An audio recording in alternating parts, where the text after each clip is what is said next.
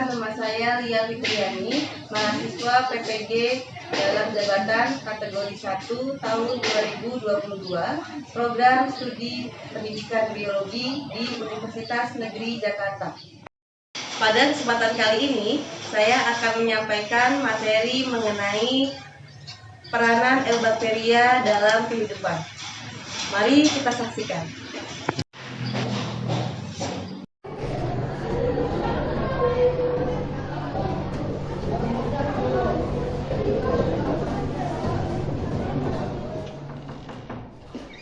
Assalamualaikum. Waalaikumsalam.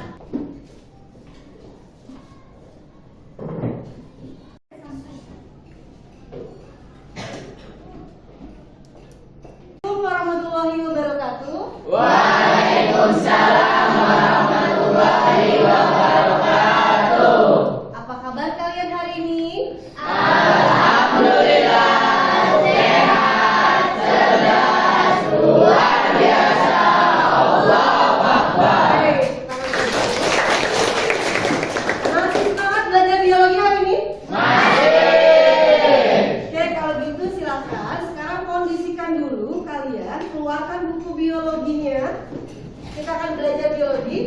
Sebelum kita memulai pelajaran, alangkah baiknya kita berdoa dulu supaya nanti ilmu yang akan kita pelajari hari ini berkah buat kalian semua. Amin. Nah, berkah juga buat saya. Oke, silakan Kak Emil untuk memimpin doa.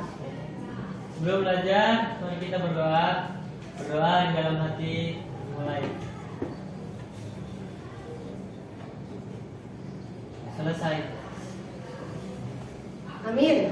Semoga berkah dan bermanfaat ya. Amin.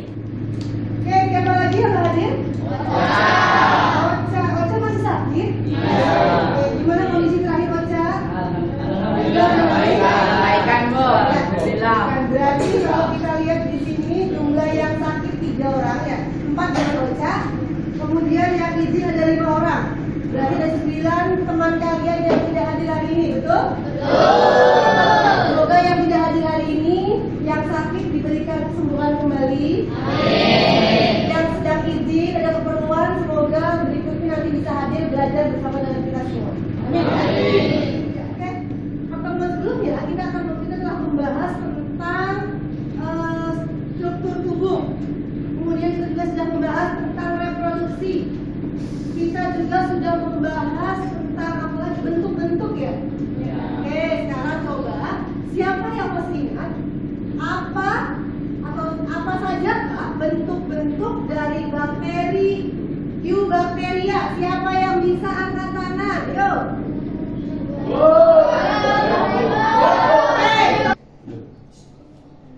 Bentuknya basil atau batang, fokus atau bola, sama spirillum. Oke, betul.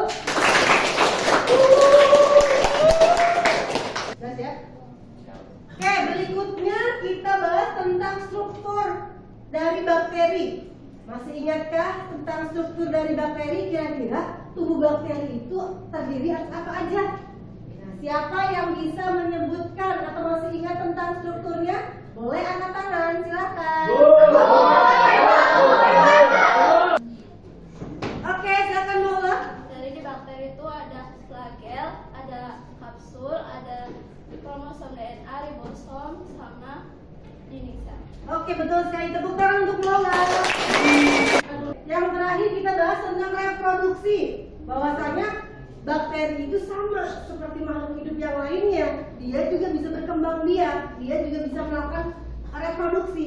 Nah, sekarang masih ingatkah apa saja atau bagaimanakah cara si bakteri ini bereproduksi? Siapa yang bisa? Angkat tanganmu.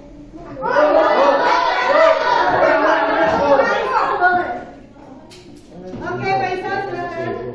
Pada bakteri ada 2 macam cara bereproduksinya. Yang Ya. pertama adalah aseksual dan Oke. seksual.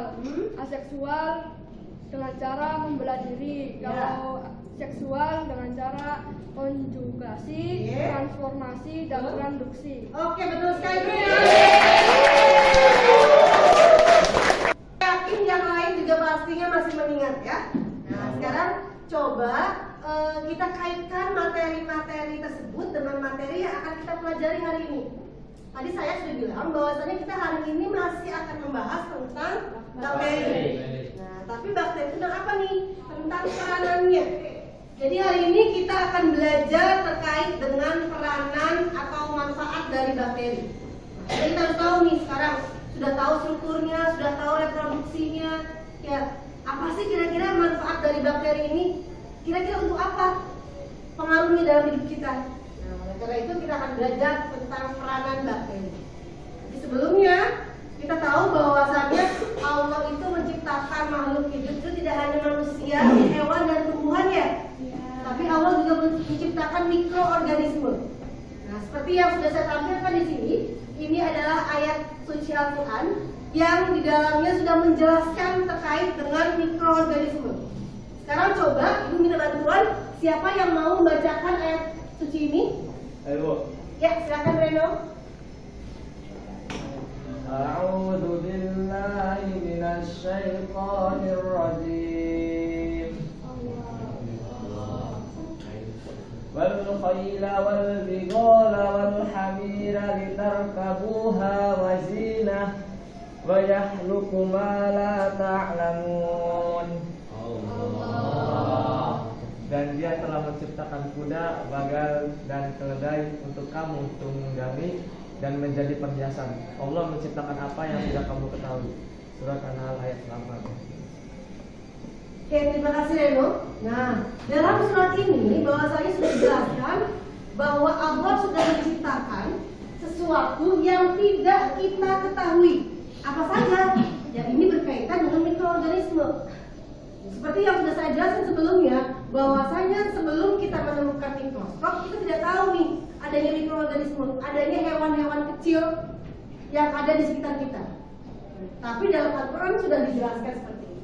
Nah, bahwasanya memang betul ada makhluk lain yang kita kenal dengan istilahnya mikroorganisme atau yang sekarang kita pelajari, baik itu bakteri, virus, dan mikroorganisme parasit lainnya. Ya, terima kasih Reno ya. Berikutnya kita lihat di sini. Nah, sekarang tadi saya katakan bahwasanya bakteri ini punya peranan. Apa sih peranannya? Apa sih manfaatnya? Bu, ngapain kita harus belajar bakteri? Untuk apa perlunya? Untuk apa manfaatnya? Nah, itulah yang akan kita bahas pada pertemuan hari ini. Oke, sekarang kita lihat dulu. Nah, ini di surat Al-An'am ayat 49 bahwasanya Allah menciptakan seluruh alam semesta sesuai dengan ukurannya. Oke, siapa yang mau bantu lagi untuk membacakan? Ayo. Boleh, Dana, silakan. Allah menciptakan semuanya itu dengan cepat, tepat, sarasi, dan indah. Semua yang diciptakan telah disesuaikan dengan fungsi dan manfaatnya masing-masing. Allah Subhanahu wa taala berfirman dalam Al-Qur'an, A'udzu billahi minasyaitonir rajim. Inna kulla syai'in khalaqnahu biqadarin. Sesungguhnya kami menciptakan segala sesuatu menurut ukuran. Quran surat Al-Qamar ayat 49. Ya, terima kasih Dana. Nah, seperti yang kalian lihat di sini, bahwasanya pada ayat Al-Qamar ayat 49 ini menjelaskan bahwasanya Allah telah menciptakan segala sesuatu menurut ukurannya. Artinya apa? Artinya di sini menjelaskan bahwasanya segala sesuatu yang Allah ciptakan di alam semesta ini sudah punya ukuran, sudah ada manfaatnya, sudah ada peranannya. Jadi tidak ada segala sesuatu yang Allah ciptakan itu tidak ada manfaatnya, termasuk dengan bakteri. Bu, bakteri itu kan kecil sekali. Ya betul, walaupun ukurannya sangat kecil, sangat mikro, tapi dia juga atau si bakteri itu juga memiliki peranan yang sudah ada atau sudah dijelaskan dalam kitab suci kita. Bisa dipahami ya? Artinya kita tahu nih bahwasanya segala sesuatu ilmu itu sudah dijelaskan semuanya di Al-Quran. Itu bahwa tentang peranan dari bakterinya.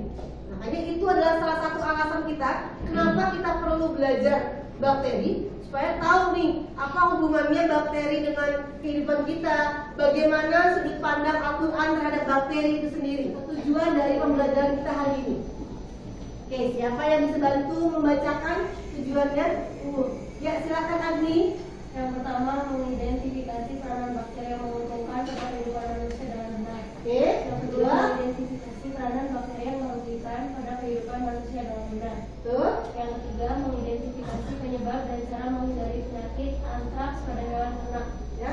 Yang keempat, menyajikan data tentang peranan bakteri dalam kehidupan berdasarkan hasil pengamatan dari berbagai literatur dalam bentuk laporan tertulis. Oke, betul. Terima kasih Agni. Nah, ini adalah tujuan pembelajaran kita hari ini.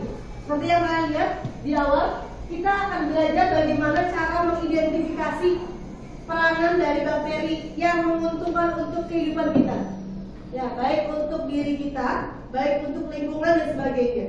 Kemudian yang kedua, kita akan belajar juga mengidentifikasi bakteri yang tidak menguntungkan, ya, atau bakteri yang merugikan dalam kehidupan kita. Yang ketiga, kita juga akan mengidentifikasi penyebab serta cara menghindari dari penyakit antraks pada hewan. Nah, ini yang perlu kita kaji nih, bahwasanya beberapa bulan yang lalu pernah ada kasus penyakit antraks pada hewan-hewan. Kalian pernah dengar penyakit antraks? Pernah dengar penyakit kaki dan mulut pada sapi? Nah, nanti kita akan lihat ya. Yang pernah gitu ya. Nanti kita akan lihat kira-kira penyakit ini apa yang terjadi, siapa penyebabnya, kemudian bagaimana cara mengatasinya. Itu akan kita pelajari hari ini. Yang terakhir, nanti kita akan belajar menyajikan data tentang peranan bakteri dalam kehidupan berdasarkan kajian literaturnya. Oke, nanti silakan kalian duduk berkelompok gitu ya. Dipahami ya? Oke, nah ini silakan untuk lebih jelasnya lagi, materinya bisa kalian lihat di bahan ajar. Bagi yang belum tahu materinya boleh langsung scan barcode-nya. Silakan buka handphonenya, scan barcode-nya, nanti kalian bisa searching langsung. Ada materi tentang peranan bakteri yang sudah saya tampilkan di sini. Gak bisa. Sudah kalian buka barcode-nya? Sudah ada di bahan ajar? Nah, oke, boleh kalian baca-baca lagi ya. Sekarang coba kalian lihat di sini. Apakah kalian pernah melihat gambar ini? Nah, pasti gak asing lagi ya? Oke. Kalau kita lihat gambar ini pasti yang ada di otak kita suka refleks. Ya, ada suatu nada tuh. Cintai ususmu. Minumnya kopi tiap hari. Kita bukan yang gendong ya hari ini ya. Nah, coba kalau misalnya kalian kaji lagi, ada kalimat cintai ususmu, minum aku tiap hari. Sekarang saya balik bertanya dengan kalian, apa hubungannya minum cairan ini dengan mencintai usus? Ayo, saya tahu. Apa? Menjaga usus. Jadi minuman ini bisa menjaga usus gitu ya? Ada lagi yang punya pendapat barangkali? Ya, silakan Di bisa. dalam cairan tersebut terdapat bakteri baik. Betul sekali. Terdapat bakteri baik dalam minuman ini. Tadi saya bilang kita sedang tidak endorse ya. Oke, kita di sini. Yang kalian perlu ketahui bahwasannya dalam satu botol ini itu kan hanya terdiri atas 65 mili ya. Dalam satu 65 mili ini ternyata di dalamnya berisi sekitar kurang lebih 6,5 miliar bakteri. Berarti yang kalian minum itu adalah bakteri. Tadi kata Miza bahwasanya bakteri yang kita minum ini adalah bakteri yang baik. Betul sekali. Gak usah khawatir, gak usah takut. Kalau gitu saya kotor dong Bu gitu ya. Enggak juga. Justru bakteri yang kalian minum ini adalah tergolong bakteri yang baik, yang nanti akan membantu sistem pencernaan kita. Makanya tadi di awal dikatakan ada lagu ya, cintai ususmu. Itu berkaitan dengan sistem pencernaan. Jadi bakteri yang ada di sini membantu kita dalam proses pencernaan. Nah, sehingga kita perlu mengkonsumsinya. Nah, sekarang Bu, bagaimana cara supaya bakteri ini tetap hidup? Maka kita harus menjaga si minuman ini. Karena kalau bakterinya mati, berarti yang ada dalam cairan tersebut hanya berisi air, gula dan susu saja. Bakterinya udah nggak ada. Nah, Makanya kalau misalnya kalian kaji gitu ya, ketika pedagang-pedagang menjual minuman tersebut, biasanya disimpan di mana? Kulkas. Kulkas. Gitu. Karena apa? Untuk menjaga supaya bakterinya tetap hidup. Kalau misalnya disimpan di etalase yang kena sinar matahari langsung, panas, maka bakterinya bisa mati. Kalau bakterinya mati, nggak ada manfaatnya buat kalian. Ketika kalian minum, itu hanya berupa air atau susu saja. Nah sekarang kalau kalian minum ini, kira-kira masih ingat nggak rasanya apa ya? Kecut, asam. Ya benar. Kira-kira ada manisnya juga, betul. Nah kenapa manis? Karena memang di sini cairan ini terdiri atas susu dan gula, ditambah dengan bakteri. Masih ingat nggak kalau kalian lihat iklan, kira-kira nama bakterinya apa ya? L. Sirota strain. Nah, Lactobacillus ya, L itu Lactobacillus. Lactobacillus sirota strain. Ini dari strainnya dari nama sirota itu dari nama penemunya orang Jepang. Nah, jadi di bakteri ini dia butuh untuk tumbuh. Gimana caranya? Maka harus ada makanannya. Makanya makanan bakterinya apa tadi saya katakan? Ini makanan bakterinya berupa susu dan gula. Jadi susu dan gula ini yang nanti akan membantu si bakteri ini tetap hidup. Bisa dipahami ya? Bisa. Ada yang bertanyakan terkait dengan ini? Bu, mau Ya, nanya. silakan Dok. Nah sebenarnya tuh kalau keseringan minum Yakult tuh baik nggak sih Bu? Oke, kalau keseringan minum Yakult baik nggak sih ya? Coba siapa yang mau jawab? Boleh, bantu silakan tulis. Kalau minumnya tiap hari itu minumnya jangan terlalu sering, kayak minumnya secukupnya aja dan berlebihan. Iya, oke. Kalau di iklan-iklan biasanya nyuruhnya berapa tuh? Tiap hari. Tiap hari berapa? Berapa banyak? Satu. Satu atau 2 botol ya? Nah, gitu. Bu, boleh nggak tadi kata Ridho, boleh nggak kalau kita makannya banyak? Bu, saya maunya sehari 20 botol. Oh, Bu, biar umur saya bersih banget, saya 100 botol Bu. Nah, biar sering gitu. Nah, bukan berarti semakin banyak kita mengkonsumsi langsung sering, khususnya ya. Nah, betul sekali ya tulis tadi bahwasannya mengkonsumsinya itu walaupun tidak ada aturan secara pasti, tapi ingat bahwasanya segala sesuatu yang berlebihan itu tidak baik. Jadi bukan berarti Bu ini kan bakteri baik, maka boleh dong kita makannya banyak. Nggak juga. Ya cukup secukupnya. Berapa banyak? 1 sampai 2 botol boleh. Paling banyak misalnya 3 atau 4 masih bisa. Oke, kali ini kita akan membentuk kelompok. Silakan kalian duduk berkelompok sesuai dengan kelompok yang sudah dibentuk pada pertemuan sebelumnya. Bisa dipahami? Bisa.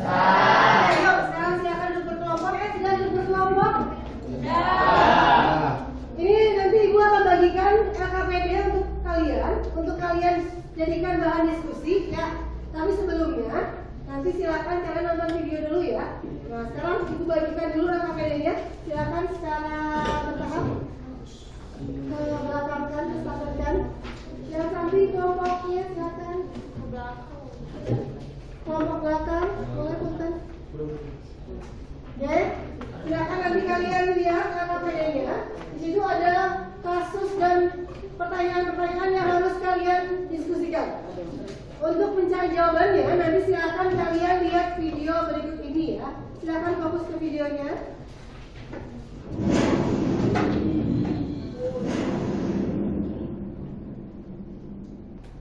Oke, sudah bisa dipahami dari video ini? Bisa. Oke, sekarang silakan kalian berkelompok bahas tentang materi yang sudah saya sampaikan di LKPD tersebut. Ada kasus dan pertanyaan yang harus kalian pecahkan. Silakan diskusikan. Saya kasih waktu 20 menit dari sekarang ya.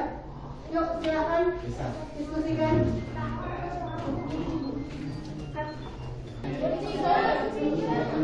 Kalau ada yang nggak paham dengan soal boleh ditanyakan ya, silakan.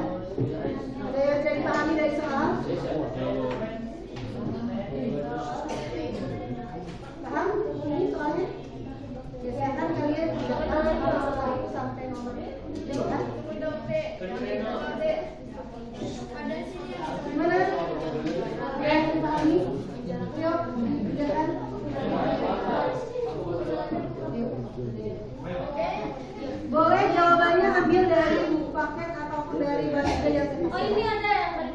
Iya betul, yang ibu kirim. Iya.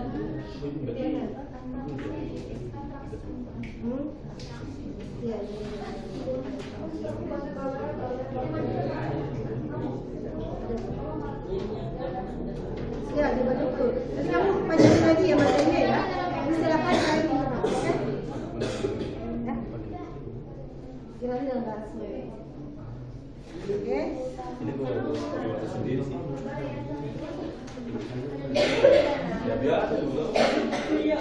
Waktunya sudah selesai, sudah diskusinya dihentikan. Sekarang kita akan presentasikan hasil diskusi dari kalian. Silakan untuk kelompok yang pertama, siapa yang mau tampil? Kelompoknya Septian. Ya, boleh silakan. Kelompoknya Septian boleh maju ke depan. Yang lainnya tolong dengarkan ya.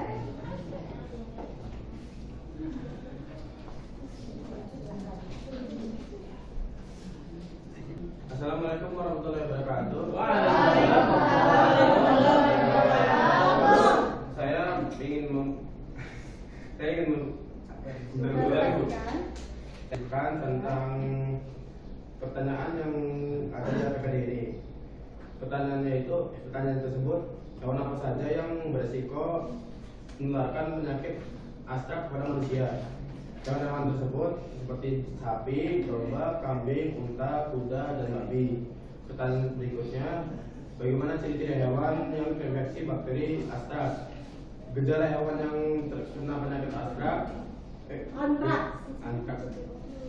Gejala hewan yang terkena penyakit antraks yaitu mengalami demam tinggi, yang kedua kepala dibentur-benturkan atau bersakutan, yang ketiga hewan merasa sakit luar biasa di bagian pinggang dalam waktu 10 sampai 36 jam. Hewan tersebut akan mati dan Ya. Ya, terima kasih untuk kelompoknya Septian. Tangan.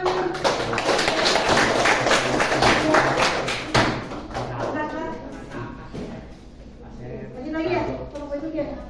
Kelompok berikutnya siapa? Silakan maju ke depan. Kelompok siapa nih berikutnya? Ya, kelompoknya Saski. Silakan. Tepuk tangan dulu buat kelompoknya Saski.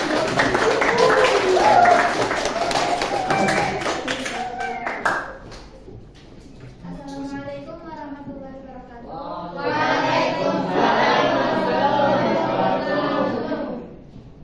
Berdiri kami di sini untuk presentasikan hasil dari kelompok kita. Kemudian yang pertama yaitu jelaskan apakah penyakit antraks itu. Penyakit antraks yaitu penyakit bakteri yang jarang terjadi namun fatal. Antraks disebabkan oleh bakteri yang membentuk spora, terutama memengaruhi hewan. Manusia dapat terinfeksi melalui kontak dengan hewan yang terinfeksi atau dengan menghirup spora. Pertanyaan kedua, jelaskan mengenai ciri dan karakteristik dari Bacillus anthracis. Bacillus anthracis yaitu dari kata basil. Ya. Basil itu adalah batang, berbentuk batang. Gram positif membentuk endospora. Sekian dari kami. Wassalamualaikum warahmatullahi wabarakatuh.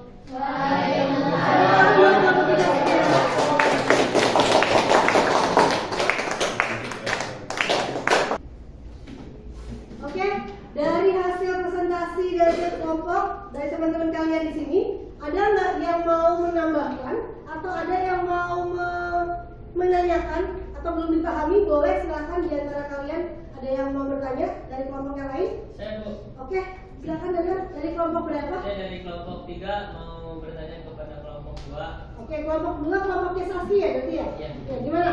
Apakah penyakit antraks itu bisa menular ke manusia? Oke. Bisa. Oke, silakan dijawab kelompoknya Saski. Ayla? Bisa. Karena penyakit antraks itu kan disebabkan di hewan ternak, contohnya sapi. Nah, sapi yang terkena antraks itu bisa menularkan ke sapi yang lainnya, bisa juga ke manusia. Tetapi tidak bisa manusia ke manusia. Oke, terima kasih. Ya, terima kasih kelompoknya Saskia dan Ayla. Jadi intinya adalah penyakit ini bisa ditularkan dari hewan ke manusia, tapi tidak bisa menularkan dari manusia satu ke manusia yang lain. Oke, terima kasih kelompoknya Ila dan Saskia. Oke, dari hasil presentasi, kemudian kalian menonton video, mari kita sama-sama menyimpulkan kira-kira hari ini apa saja yang sudah kalian pelajari dari materi bakteri ini. Nah, kita di sini ya. Di sini apa sih bakteri itu? Apakah bakteri itu bisa jadi lawan atau jadi kawan menurut kalian? Kawan. Dua-duanya. Jadi bakteri itu bisa jadi lawan dan kawan. Oke, sekarang kita simpulkan dari hasil pembelajaran hari ini bahwasanya bakteri itu bisa jadi kawan dan bisa jadi lawan. Kenapa bakteri dikatakan bisa jadi kawan? Karena bisa memberikan manfaat atau yang menguntungkan ya? Betul. Berarti jadi dengan menguntungkan. Kenapa dia bisa jadi lawan? Bukan penyakit. Bikin sakit. Merugikan. Karena dia bisa merugikan dan bisa membuat sakit. Tadi sudah disebutkan ya, ada manfaat buat kita sebagai manusia, ada manfaat di bidang industri makanan ya, di bidang pertanian, di bidang kesehatan dan sebagainya. Nah, tadi juga bahwasanya sudah dikatakan kalau misalnya bakteri itu bisa menimbulkan penyakit, baik itu untuk manusia, hewan maupun tumbuhan. Nah, sekarang ada di sini, ini adalah peranan bakterinya. Kemudian kita lihat di sini, nah perbedaannya antara bakteri yang menguntungkan dengan merugikan. Bisa kita simpulkan bahwa di sini bakteri itu dikatakan dia menguntungkan apabila dia itu bisa berfungsi untuk membantu sistem pencernaan kita, meningkatkan fungsi pencernaan, kemudian memproduksi vitamin dan meningkatkan daya tahan tubuh kita. Itu namanya bakteri yang menguntungkan atau bakteri yang bisa jadi teman, kawan. Ya. Kemudian bakteri yang merugikan, yaitu bakteri yang biasanya karakteristiknya adalah yang pertama adalah menghasilkan senyawa beracun sehingga menyebabkan kita sakit. Kemudian berbau busuk, menimbulkan makanan atau minuman kita jadi hancur strukturnya sehingga busuk dan sebagainya.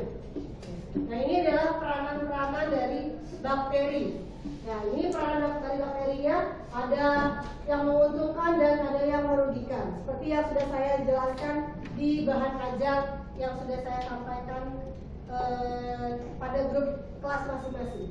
Bisa dipahami? Nah, sekarang untuk penutup kalian harus mengerjakan post test dulu. Saya sudah kirim linknya di grup WA kalian. Silakan kalian buka Google Form-nya. Saya kasih waktu 5 menit untuk menjawab 5 soal terkait peranan bakteri ini. Silakan dimulai dari sekarang.